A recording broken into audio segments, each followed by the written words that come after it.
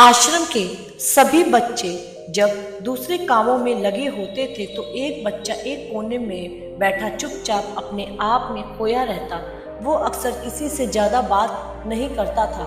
आश्रम के सभी जिम्मेदारी पूरी करने के बाद जहाँ सभी बच्चे पूरे दिन की घटनाओं की चर्चा करने लगते थे, वहीं पर वह शांत रहने वाला बच्चा एक बरगद के पेड़ के नीचे बैठकर ध्यान करने लगता। सभी बच्चे को आश्चर्य होता था क्योंकि उसका कोई दोस्त नहीं था। वह अक्सर आश्रम में अकेला ही घूमता रहता था। ये देखकर उसके गुरु को बड़ी प्रसन्नता होती थी। उसे लगता था कि कोई तो है आश्रम में जो मौन यानी चुप रहने की ताकत को समझता है, उसके महत्व को समझता है।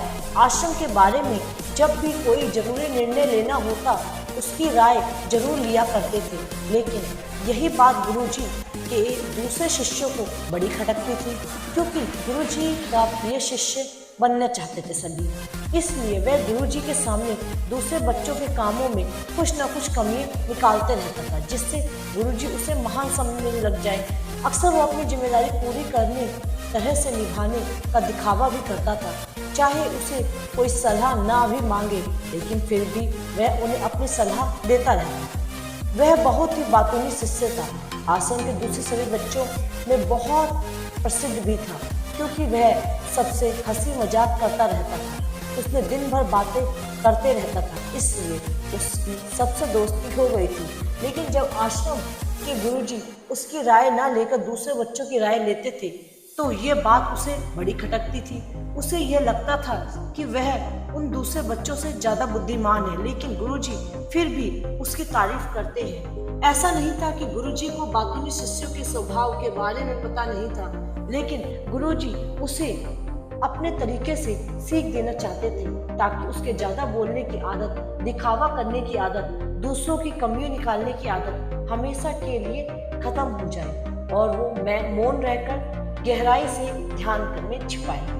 असल में हर सच्चे गुरु की यही इच्छा होती है। वह किसी दूसरे से उस बातूनी शिष्य को एहसास कराना चाहते थे कि चुप रहने से वह उसे असीम सत्य को जाना जा सकता है। उस विराट का एहसास चुप होकर ही किया जा सकता है। एक दिन गुरुजी को एक तरीका सूझा। उन्होंने आश्रम के सभी बच्चों को अपने पास बुलाया और कहा, मैं तुम सभी को दो दो हिस्सों में बांटकर अलग अलग गांव में भिक्षा मांगने के लिए भेज रहा हूँ। वो जो भी दो बच्चे सबसे ज्यादा भिक्षा मांगकर लाएंगे, उन दोनों को आश्रम की सभी जिम्मेदारी निभाने का मौका दिया जाएगा। अपनी बात जारी रखते हुए गुरुजी ने बताया, भिक्षा मांगने से हमारा अहंकार खत्म होता है, इसलिए हर शिष्य पूरे मन से भिक्षा मांगे।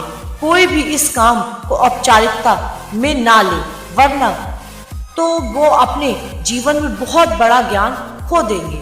आश्रम के गुरुजी ने जानबूझकर बातूनी शिष्यों और चुप रहने वाले शिष्यों की जोड़ी बना दी। बातूनी शिष्यों के मन में सिर्फ एक ही बात चल रही थी कि इस बार उसे मौका मिला है और इस बार वह गुरुजी को दिखा के देंगे कि चुप रहने वाले शिष्य से कितना ज्यादा प्रतिभावान है। दोनों शिष्यों ने आपस में अपनी सहमति से निर्णय लिया कि गांव के अलग अलग जगह में भिक्षा मांगना शुरू करेंगे, ताकि भिक्षा मांगने का काम जल्दी खत्म किया जा सके। चुप रहने वाला शिष्य हर द्वार पर जाकर अपने हाथ जोड़कर अपना भिक्षा का पात्र उनके सामने रख देता। उसके चेहरे पर एक सादगी, आंखों में एकांता होता था, जिससे भिक्षा देने वाले उसे भिक्षा देकर अपने आप को अनुग्रहित समझते थे।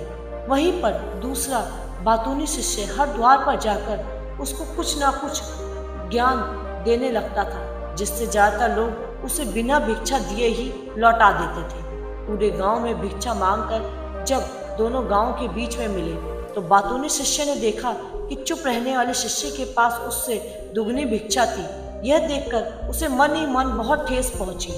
लेकिन जब वह दोनों भिक्षा का सामान लेकर आश्रम की तरफ जा रहे थे, बातूनी शिष्य को एक चालाकी सूझी। उसने चुप रहने वाले शिष्य से कहा, हमें अपनी भिक्षा एक ही थैले में डाल लेनी चाहिए। गुरुजी ने हम दोनों को एक साथ भिक्षा लेने के लिए कहा था। चुप रहने वाले शिष्य ने बिना कुछ बोले अपनी सारी भिक्षा उसके थैले में डाल दी। बातूनी शिष्य मन ही मन बहुत खुश हो रहा था कि अब गुरुजी को ये पता नहीं चलेगा ज्यादा भिक्षा हम में से किसने मांगी। उसे लग रहा था कि गुरुजी मुझे इससे कम प्रतिभावान समझेंगे, इसलिए उसने ये तरकीब लगाई। सभी शिष्यों के आने के बाद संध्या के समय जब सभी की भिक्षा तो ली गई, तो इन दोनों शिष्यों की भिक्षा सबसे ज्यादा निकली। गुरुजी ने इन दोनों का अभिवादन करते हुए आश्रम के सभी बच्चों के सामने उनकी पीठ थपथपाई, उन्हें मुबारकबाद दी और कहा, मैं आश्रम का कार्यभार तुम दोनों को नहीं सौंप सकता। इससे आपसी मतभेद होने का खतरा रहता है, इसलिए तुम दोनों में से जो ज्यादा भिक्षा लेकर आया है, आश्रम की जिम्मेदारी उसे ही सौंपी जाएगी। जब उन्होंने उनसे पूछा कि तुम दोनों में से ज्यादा भिक्षा कौन लेकर आया है, तो बातूनी शिष्य ने कहा, गुरुजी, मैं इससे दुगनी भिक्षा मांगकर लाया था, लेकिन मुझसे गलती हो गई। मैंने वह दोनों भिक्षा एक ही थैले में डाल दी। मुझे नहीं पता था कि आप ऐसा निर्णय लेने वाले हैं, वरना मैं अपनी शिक्षा का थैला अलग ही रखता। इस पर गुरुजी ने चुप रहने वाले शिष्य से पूछा कि क्या तुम इसके बात से सहमत हो? तुम इससे कम भिक्षा लेकर आए थे। यह सुनकर चुप रहने वाले शिष्य ने कहा, गुरुजी, मेरे पास ऐसा कोई साधन नहीं है जिससे मैं साबित कर पाऊं कि मैं इससे ज्यादा भिक्षा लेकर आया था। असल में यह उल्टा बोल रहा है। दुगनी भिक्षा मैं लेकर आया था, मुझे आधी भिक्षा लेकर आया था और इसी ने मुझसे भिक्षा एक थैले में डालने की बात कही। आश्रम से कुछ दूरी पर एक पहाड़ी थी जिसे के पिछले सूरज अभी भी संध्या के समय ढल रहा था। गुरुजी को पता था कि कौन सच बोल रहा है, लेकिन बाकी बच्चों के सामने सच साबित करने के लिए उन्होंने उन दोनों में से एक सवाल पूछा कि पिछली पहाड़ी पर तुम्हें क्या दिखाई दे रहा है? यह सुनकर वाचल शिष्य झट से बोल पड़ा, गुरुजी, पहाड़ी के पीछे सूरज अपना रंग बिखेर रहा है, आसमान की लालिमा छाई हुई है, यह बहुत ही सुंदर दृश्य है। वो तो और भी बहुत कुछ कहना चाहता था, लेकिन गुरुजी ने उसे चुप कराते हुए कहा। दूसरे शिष्य से जवाब जानने के लिए उसकी तरफ देखा। आंखों से आंसू भरे हुए थे। श्रद्धा, भक्ति, प्रेम से उसकी आंखें भर आई। गुरुजी को उससे पूछने की जरूरत नहीं पड़ी।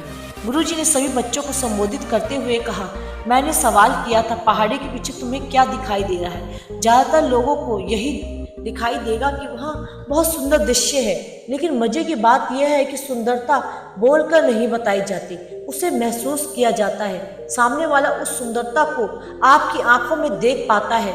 चुप रहने वाले शिष्य की तरफ इशारा करते हुए गुरुजी ने कहा, असल में सुंदरता इसी बच्चे ने देखी है। दूसरे बच्चे ने सिर्फ सुंदरता की उपव्याख्या की है, लेकिन इसने वास्तविकता में उस सुंदरता को महसूस किया। अपने आप को ऊंचा दिखाने की सभी कोशिशें नाकाम होते देख वाचल शिष्य वहीं पर फूट फूट कर रोने लगा। उसको चुप कराते हुए गुरुजी ने कहा, बेटा, मुझे पहले से पता था तुम झूठ बोल रहे हो, लेकिन तुम्हें इस झूठ का एहसास कराना चाहता था। सभी बच्चों को संबोधित करते हुए गुरुजी ने बताया, सब जाल की तरह होते हैं। हमारे ज्यादा बोलने की वजह से बहुत सारी समस्याएं पैदा होती हैं। जब कोई आदमी एक बात को बढ़ा चढ़ाकर बोल देता है तो उसे सिद्ध करने के लिए उस शब्द के जाल में फंसता चला जाता है। इसी वजह से अंतर्मुखी होने की बजाय बाह्यमुखी होता चला जाता है। वहीं पर जिस भी व्यक्ति को अपनी अंतर यात्रा करनी होती है, उसे सबसे पहले चुप रहना सीखना होता है। जरूरत से ज्यादा बोलना या फिर हर वक्त बोलते रहना, यह सब हमारी अंतर यात्रा में बाधा बन जाती है। जब आप चुप रहने का अभ्यास करते हैं तो आप अपने साथ वक्त बिताने लगते हैं, जिससे आप अपने एकांत को जान पाते हैं। और एक बार अगर मन में एकांत स्थापित हो जाए तो आपकी आंखों में, आपके चेहरों में वो सादगी, वो एकता, वो स्पष्टता की झलक सब कुछ सामने नजर आने लगती है। कुछ साबित करने की ये नहीं रह जाता, कुछ बताने को नहीं रह जाता, सब कुछ आंखों में देखा जा सकता है। चुप रहने वाले शिष्य की तरफ इशारा करते हुए गुरुजी ने कहा, अभी जो दृश्य है इस बच्चे ने देखा, वो ज्यादा बोलने वाला आदमी कभी नहीं देख पाएगा। वो अपनी बुद्धि से तर्क वितर्क करता रहेगा कि उसे क्या दिखाई दे रहा है, लेकिन उसमें जो महसूस हुआ वो उसे दिखाई नहीं देगा। अपने आप को साबित करना चाहते हैं तो उस साबित करने के चक्कर में वो शब्द के जाल में फंसते चले जाते हैं और धीरे धीरे वही आदत बन जाती है। अगर कोई व्यक्ति दूसरों को प्रभावित करना चाहता है तो वह कितने लोगों को प्रभावित कर पाएगा, उसकी ये भूख बढ़ती जाएगी।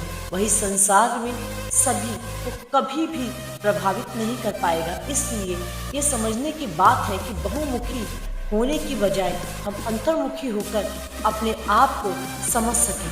अपनी बात को खत्म करते हुए गुरुजी ने आखिरी संदेश दिया। उन्होंने बताया कि अगर कोई व्यक्ति ज़्यादा समय तक चुप रह सकता है तो उसे थोड़े समय से अभ्यास करना चाहिए।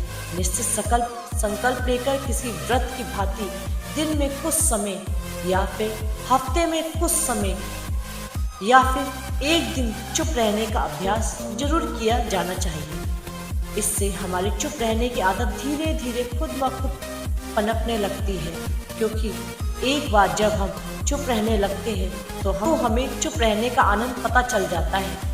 उसके बाद हमें प्रयास नहीं करना पड़ता, बल्कि हमारा मन आनंद की तरफ अपने आप बढ़ता चला जाता है। चुप रहने की कला सीखने के बाद अपनी बुद्धिमानी और आपकी स्पष्टता दोनों में बहुत ज़्यादा फायदा होगा। वास्तविकता में जिसे दर्शन कहते हैं वो मौन रहकर ही किया जा सकता है। इसके बाद सभी बच्चों से कुछ समय चुप रहने का संकल्प लेकर गुरुजी ने अपनी बात खत्म कर दी और सभी बच्चे रात्रि का भोजन करने के लिए एक साथ भोजन कक्ष में पहुंचे।